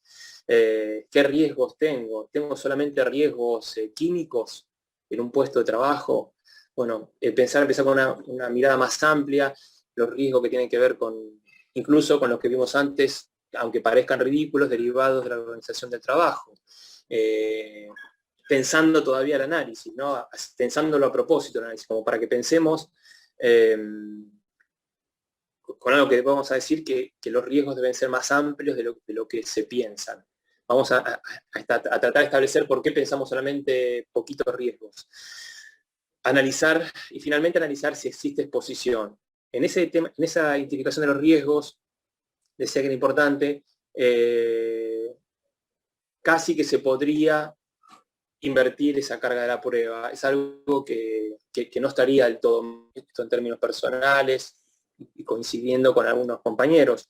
Hay actividades que, lo que decía recién de la curtiembre, que la exposición al cromo casi que se da en forma, no hace falta hacer demasiados análisis, demasiadas mediciones y embarullarnos con las mediciones como a veces se plantea entre empresa y RT, sino el riesgo está presente. Más allá de la intensidad, el riesgo está presente, debería declararse. Y finalmente, después de este análisis, analizar si existe exposición. Detengamos en estos 4 bloques. Bueno, es lo que intenté decir recién. En esta identificación de los riesgos, ahí que es este cuadradito que está bien a la derecha, identificar los agentes riesgos asociados presentes, considerar la resolución 295 del Ministerio de Trabajo. Creemos que esta resolución es clave, no se la consulta, me parece, del todo, y ahí es donde empiezan a aparecer esos agujeros. No se la visita, todo lo que esa resolución que es extensa, pero nos dice mucho. Se debe partir para hacer esa identificación de los riesgos de herramientas validadas, como ustedes saben mejor que nadie, de abordaje integral, de OSHA, British, lo que sea, pero digo, tener como una especie de ordenador para hacer esa evaluación. Los determinantes, yendo a los índices biológicos de exposición, son un índice de la entrada de uno o más compuestos químicos en el organismo. Y fundamentalmente, esto que está en negrita, ponderar las mediciones en función de la prevención y no solo desde el punto de vista médico. Esto está en el 295. La 295 nos habla de este vínculo con la prevención, como hacer la medición en tanto indicador de cómo está la situación de trabajo de un agente de riesgo determinado. Esa medición nos da 10, lo que sea, tratemos de que nos sirve ese 10 como para tener una evaluación en el tiempo y una comparabilidad de las condiciones de trabajo, no solamente para, este sí y este no, este trabajador sí está expuesto y este no, como suele mirarse. Ustedes coincidirán conmigo que habitualmente para llegar a la conclusión de que si debe declararse al raro o no, se parte de si la medición da bien o da mal. Y creemos que esta forma de mirarlo, además de ser, digamos, ser errada en tanto hay exposiciones riesgosas, dependiendo también de la variabilidad del trabajador, que eso no suele tampoco tenerse en cuenta, de la edad, de su comportamiento físico, antropométrico, de otras variables, además de superó el umbral o no superó el umbral. No es solo lo que nos indica que debe declararse o no, es un parámetro sobre cómo están las condiciones de trabajo ahí y, che, mirá, da 10, como en ese ejemplo que di recién. La intención es tratar de bajarlo a 8 el próximo año, trabajemos para que eso en vez de 10 sea 9, sea 8. Al año siguiente, cuando se haga la evaluación, o cada 6 meses, si nos da 12, 14, bueno, algo hicimos mal. Bajar, tener presente esta conceptualización que también viene de otros lados, ¿no? Creo que no nació en este país, que tiene que ver llevar los indicadores lo más bajo que sea posible. Y eso también es otro concepto que deberíamos tener muy en la punta de la lengua también. Bueno, distintos riesgos biológicos, ergonómicos, físicos, químicos, termodinámicos, la cuestión de la humedad. Los separé ahí porque es como el patito feo habitualmente, los derivados de la organización de trabajo, tenerlos en cuenta. Sí, ahora vamos a ver por qué tenerlos en cuenta, aunque sabemos que hay muchas cuestiones que surgen de ahí que no son enfermedades no listadas. Estas son como una especie de paréntesis de lo que pasa en la situación forestal, de las exposiciones que hay en la actividad forestal surgidas ¿de dónde? De evaluaciones que han hecho anteriormente empresas, y por otro lado de lo que recoge la bibliografía. ¿Sí? Y luego hemos puesto al ladito el código SOP que está en el 658. ¿Sí? El benceno se trabaja con combustible, está expuesto el trabajador a benceno, monóxido de carbono. Esto no quiere decir que el trabajador tenga cáncer o tenga una patología ya determinada. Esto implica simplemente que el empleador dice que ese trabajador está expuesto a un determinado riesgo. Eso después esa documentación es el respaldo para que después la RT pueda realizar el examen médico periódico, como vamos a ver. Sustancias sensibilizantes de la piel, esto está presente, sustancias sensibilizantes del pulmón, trabajadores forestales que cuando llegan a una edad avanzada tienen complicaciones severas para respirar, de las vías sustancias sensibilizantes de las vías respiratorias es otro código. Esto no aparece en muy pocas declaraciones al RAR. Y me parece que todos tenemos que hacer el esfuerzo para empujar a que se incremente este tipo, por ejemplo, en esta actividad, pero también esto puede ser trasladable a otras, que se incrementen estas declaraciones. Nadie puede negar que en una actividad forestal haya estos agentes. Sin embargo, si aparece uno, incluso en empresas sólidas, fuertes, que tienen ISO, omiten este tipo de situación. Y estas más que tienen que ver con la leptospirosis, con la leishmaniasis, con los contactos con estos animales, antivirus, bueno, después calor, ruido, radiaciones ultravioletas por el sol, están expuestos.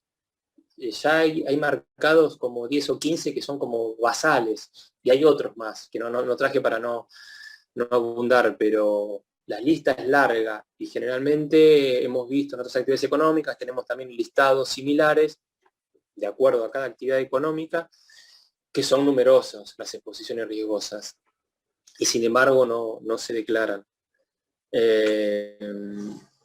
Ahí veo cómo se podría reducir la siniestralidad, perdón, pero no llegué a ver. Ahora después al final lo vemos. En esto de identificar los riesgos, ambiente de puestos vecinos, generalmente solemos ver el puesto de un trabajador o de un área que queremos ver, pensando en que, no sé, pensando en trabajadores de aserradero o en el formaldehído, que solo está presente en la cepilladora el riesgo. Pero sin embargo puede haber un oficinista que esté pegado a la cepilladora, donde no hay puertas, y entonces ese trabajador en una oficina administrativa está expuesto a ese riesgo, está todo el día aspirando ese material que es complicadísimo. Entonces, bueno, si hoy día ese trabajador administrativo es declarado, se entra en un debate con la RT, con Madre Santísima, sobre que ese trabajador administrativo no hace ninguna tarea relacionada con el formaldehído, o donde hay exposición a formaldehído. Sin embargo, se está comiendo día a día, 8 horas, ese producto. ¿Sí? Es un ejemplo no tan tonto de cómo puede, digamos, cómo debería leerse o evaluarse una situación de trabajo.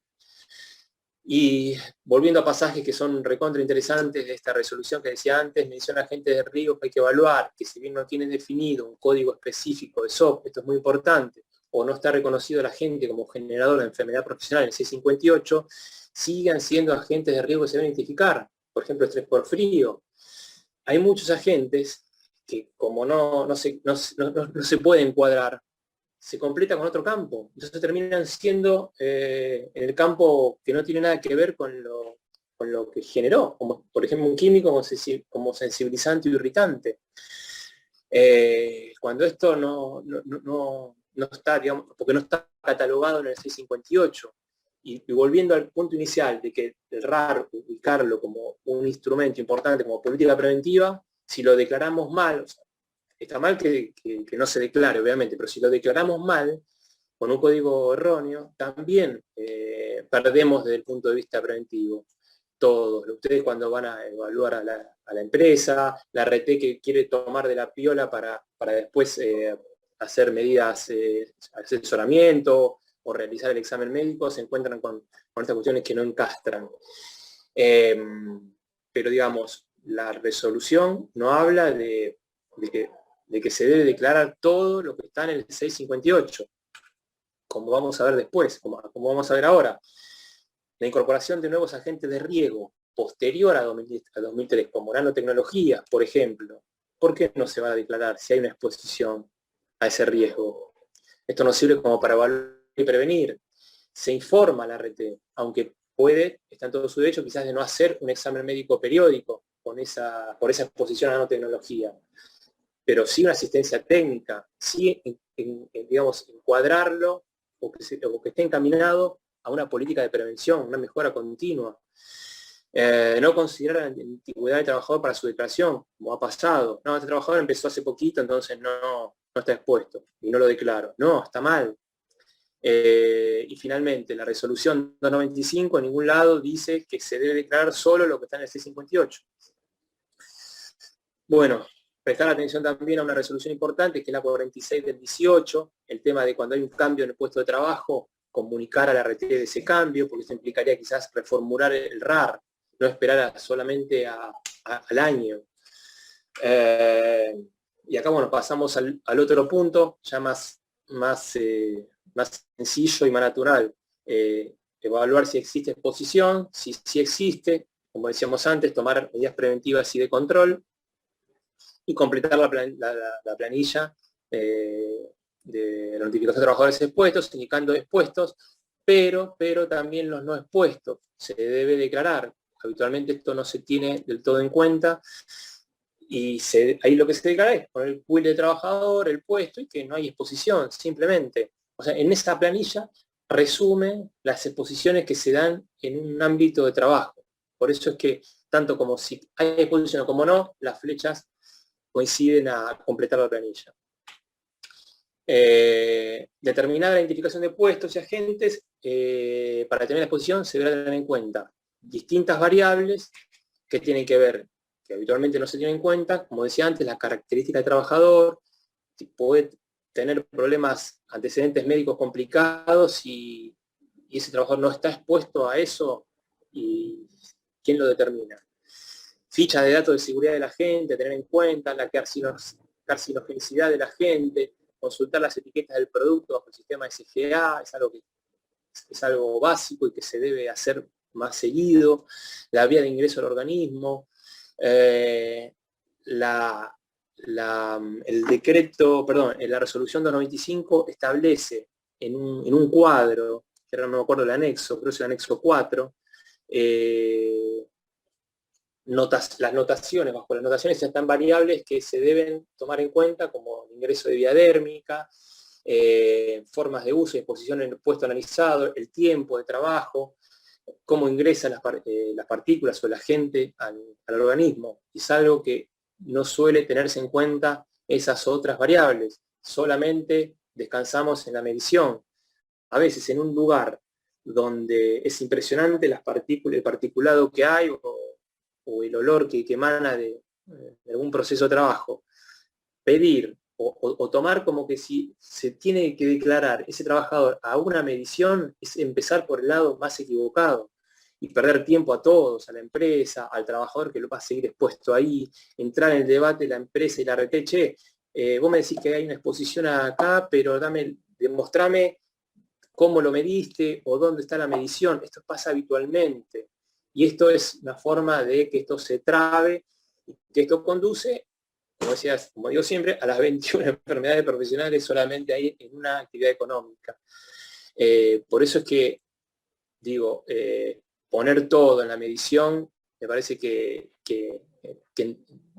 no solo, que entramos por un camino que deberíamos tomar otro tipo de camino de análisis, que es un poquito más complejo, que se tarda más, es más engorroso, pero evitamos el problema principal, que es 21 trabajadores enfermos.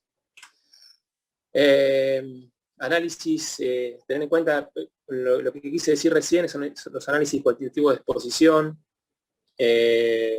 mediciones representativas de la gente, análisis cuantitativo, además del cualitativo.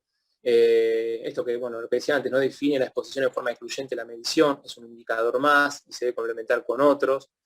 Como que lo importante es de ese indicador que surge de la medición a posteriori, es evaluar medidas preventivas para reducir esos indicadores negativos. Esto debería ser el norte. La utilización de PP no implica considerar que el trabajador no esté expuesto, como a veces también lo hemos escuchado, visto, leído. Respecto de los riesgos químicos y biológicos se pueden incluir, descorresponder algunas de las siguientes variables. Esto que decía del anexo 4, perdón, de variables que no se suelen tener en cuenta, que tienen que ver con esto. Está en una tablita del anexo, están estas codificaciones que se deberían tener en cuenta. Este conjunto de evaluaciones y condiciones puede constituir la documentación de respaldo. A veces se piden documentaciones a la empresa que deberían evitarse y solo en este tren, digamos, de hacer las cosas mejor de lo que venimos haciendo, que la documentación de respaldo sea esta información reunida por el empleador, como la que estamos viendo, no más que eso, ¿sí? Sustancias químicas, anexo 4, un párrafo que me interesó muchísimo y que también grafica todo esto que estamos hablando. Sustancias químicas representan condiciones, perdón, la evaluación representa condiciones por debajo de las cuales se cree que casi todos los trabajadores pueden estar expuestos repetidamente, día tras día, a la acción de tales concentraciones, el tema de las mediciones, sin sufrir efectos adversos para la salud. Vuelvo. Representa condiciones por debajo de las cuales se cree que casi, como ven, hay mucho digamos, de una parada cualitativa y que no abona a la contundencia de plantear que la medición es el paraíso para establecer una exposición. Por esto, debajo de las cuales se cree que casi todos los trabajadores pueden estar expuestos repetidamente día tras día a la acción de tales concentraciones. La cuestión del tiempo es también es algo para considerar, la cuestión de cuánto dura la exposición. Sin embargo, dada la gran variabilidad de la susceptibilidad individual, o sea, de cada trabajador, es posible que un pequeño porcentaje de trabajadores experimenten malestar ante algunas sustancias a concentraciones iguales o inferiores al límite umbral, mientras que un porcentaje menor puede resultar afectado más seriamente por el agravamiento de una condición que ya existía anteriormente o por la aparición de una enfermedad profesional. Demostrando acá la importancia de la variabilidad individual, de no comernos el amague de esta cuestión de hacer una exposición, una declaración para todos igual, porque creemos que todos están expuestos a lo mismo o no expuestos a lo mismo. Estos límites están destinados a ser utilizados en la práctica de la higiene industrial como directrices o recomendaciones para el control de riesgos potenciales para la salud en el puesto y no para ningún otro uso, como por ejemplo para la evaluación y el control de las molestias, de la contaminación atmosférica para la comunidad, la estimación del potencial tóxico de la exposición continua e interrumpida u otros periodos de trabajo prolongados, o como prueba de la existencia o inexistencia de una enfermedad o un estado físico, hablando de los umbrales, que se da todo por los umbrales. Esto que decíamos antes recién, estas variables que están en ese cuadro, en el 295, en el anexo cuarto, que se deben tener en cuenta y acoplar al análisis, donde por ejemplo tiene que ver las mezclas de los productos que a veces no son puros, y finalmente presentar esta notificación a RT para que realice, para continuar el camino de lo que empezamos a ver cuando la evaluación partía de identificar a los puestos de trabajo, ¿sí? Y a las tareas que se hacen en ese puesto de trabajo. Arranca por ahí y está terminando acá. Presentar la notificación de trabajadores expuestos a la RT para que hagan los exámenes médicos periódicos, ese análisis de los resultados y las acciones acordes a los resultados, es decir, si da patológico o anormal, debiera más aún instar a que se realicen medidas preventivas, ¿sí? Y esto, terminaría este camino, aunque en realidad a mí me gusta decir que esto es un proceso continuo y que a partir de ahí vuelve a la identificación del proceso de trabajo, de los puestos de trabajo, porque pudieron modificarse desde cuando se hizo inicialmente. Este concepto rescatar de valores tan bajos como sean posibles en términos de prevención, ya lo dije antes, pero lo vuelvo a decir porque creo que es esencial.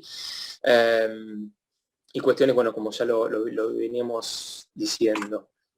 Normativa específica, creemos que con esto, estas consultas para armar este cuadro nos basamos en estas normativas. La madre creemos que es la 295, la más completa, y que a veces creemos no del todo consultada. Acá quizás falte, bueno, pasa que es el que más se considera, el 658. Y bueno, la idea es también tratar de vincular esto que vimos con partes de la normativa específica más concreta. Creo que esto iluminaría más todo este recorrido sobre el RAP. Bueno, nada más, ese es mi mail por las dudas, consultas, bienvenidas sean. Así que bueno, gracias por la escucha, por todo este tiempo que han estado ahí y no se hayan ido. Así que bueno, gracias. ¿Dudas? Gracias, consultas? Marcos. La verdad No, que ¿hablas, Darío? Hablo. Sí, sí. La verdad que es importante para nosotros un poquito contar con todas las reglamentaciones y resoluciones de la superintendencia y traer al conocimiento a todos los profesionales y a todas las personas que estos programas tan importantes de asistencia técnica que tiene la super pueden ser implementadas en todo el ámbito del territorio. Nosotros en Córdoba también tenemos algunas zonas que son de forestación, entonces este tipo de charlas, capacitaciones que nosotros tratamos de hacer en conjunto con ustedes y la cual le agradecemos enormemente, es tratar de que todos conozcamos y estemos preparados principalmente de la parte legal y técnica para después poder implementarlo en cada uno de nuestras tareas en lo que es prevención. Hay algunas consultas en los chats que fueron haciendo por la extensión de los tiempos. Vamos a ver de contestar algunas. Darío.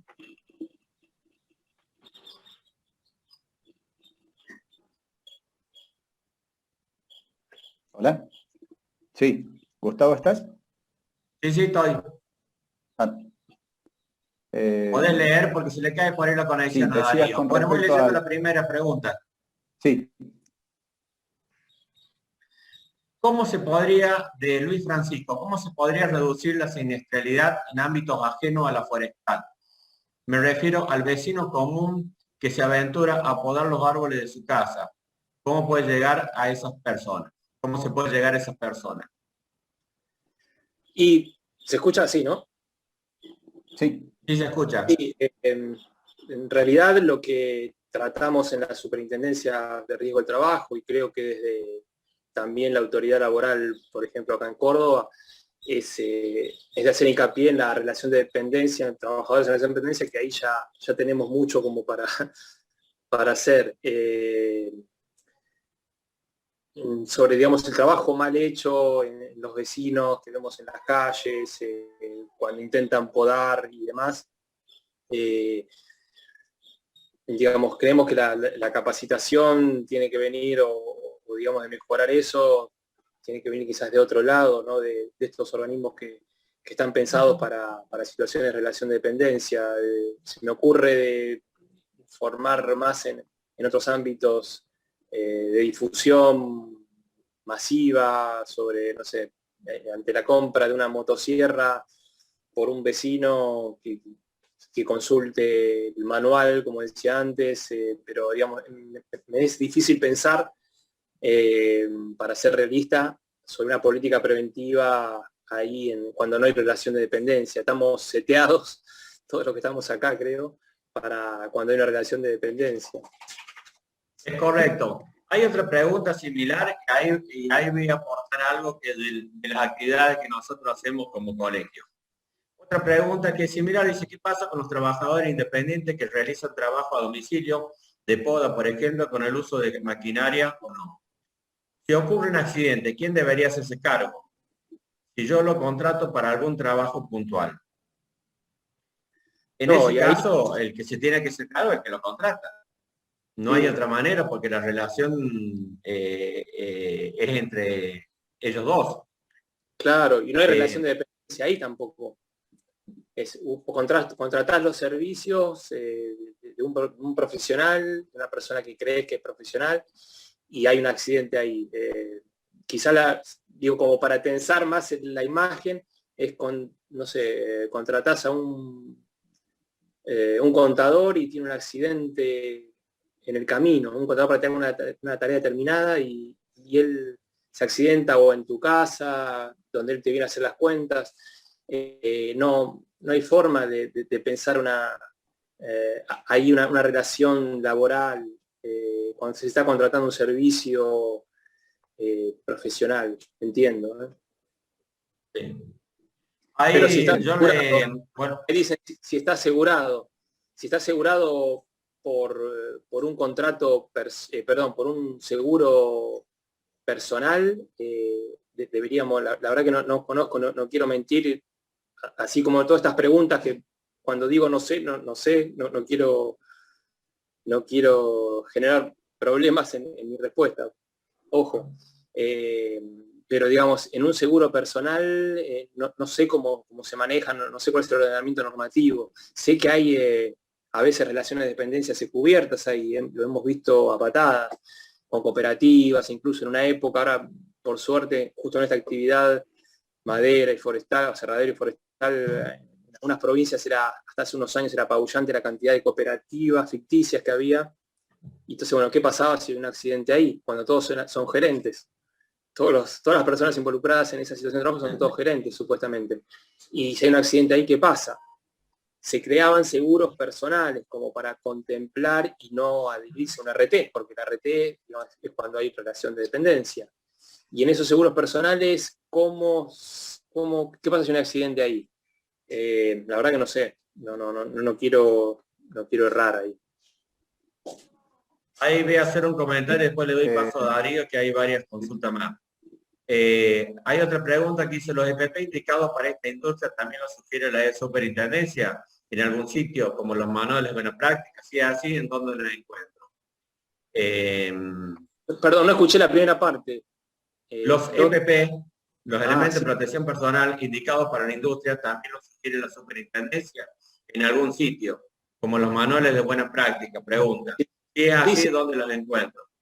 Mira, respecto de los CPP, hay un sitio en donde están, digamos, creo que es importante para todos, trabajadores, empleadores, sobre los cuáles son certificados y cuál no. Y digamos, un detalle minucioso por equipo, o sea, por guantes, todo el listado de guantes argentinos, fabricaciones para distintos tipos de uso, o sea, están ordenados así. Quizás no diga, este es para, qué sé yo, corte, este es abrasivo, pero sí están ordenados por fábrica y por tipo de PP. Eso está en la página que después, bueno, tendría que enviárselo, pues, no me acuerdo de memoria cuál es la ruta, pero googleando y entrando, lo que sí sería sencillo para ustedes y que se puede encontrar es entrando a la página web de la superintendencia, luego bajan un poquito al icono prevención, que es la gerencia de prevención, y ahí estarían más cerca de llegar. Pero cualquier cosa, mándenme un mail y que les paso la ruta ya mañana con exactitud. Bueno, voy a hacer un comentario con respecto a eso. Dentro de la actividad de las capacitaciones y charlas que damos con el colegio, estamos pensando en fuimos pensando en todas esas temáticas que tienen que ver la prevención. Por eso tenemos charlas con la empresa que fabrica Livos, que fabrica elementos de protección personal, donde tratamos la protección de cada uno de las distintas tareas que se realizan con distintas protecciones. También tenemos charlas con la empresa Stanley Black & Decker, que es fabricante de herramientas de mano, donde tenemos charlas y capacitaciones con el uso y el buen uso de las herramientas. Así que, y obviamente con ustedes que son los que indican las normativas y las reglamentaciones para cada una de las tareas. Bueno, en el caso del contratar a alguien personal, en el caso de ayer, yo les comenté a ustedes, tuve la lamentable noticia que un compañero de trabajo, podando un árbol, se cayó y falleció.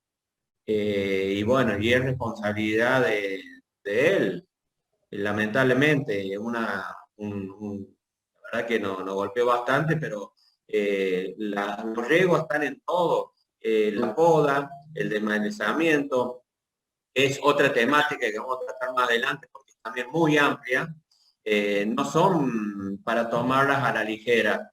Así que bueno, agradecemos eso y hay más preguntas, Darío.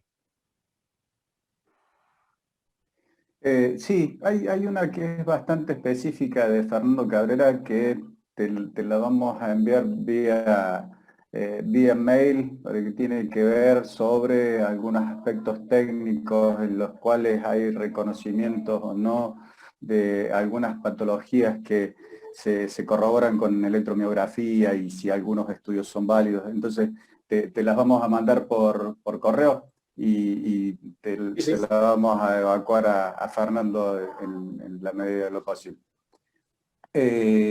Para finalizar,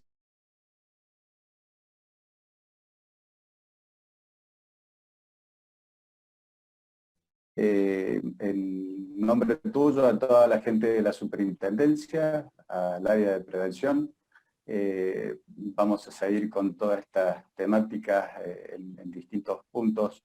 Agradecer también la presencia de gente de distintos lugares del país. Estábamos viendo de Tucumán, de Corrientes, que se ha hecho presente en todo esto. Sin más, agradecemos y estamos a disposición para ustedes y para todos los participantes de la... Gustavo. No, nada más, simplemente agradecerlo por acompañarnos siempre en estas capacitaciones, invitarlos a que nos sigan en las redes. Las semanas que viene tenemos otra capacitación, también con la Super, que tiene que ver con los riegos en minerías y en canteras. Así que después seguiremos con capacitaciones que tienen que ver con la construcción. Otra temática que vamos a tocar con la Super tiene que ver con el tema de accidentes viales, itinere, accidentes que tienen que ver en el transporte de carga, después toxicología, toda una gama de actividades que son complementarias de las que venimos haciendo conjuntamente con la Super el año pasado.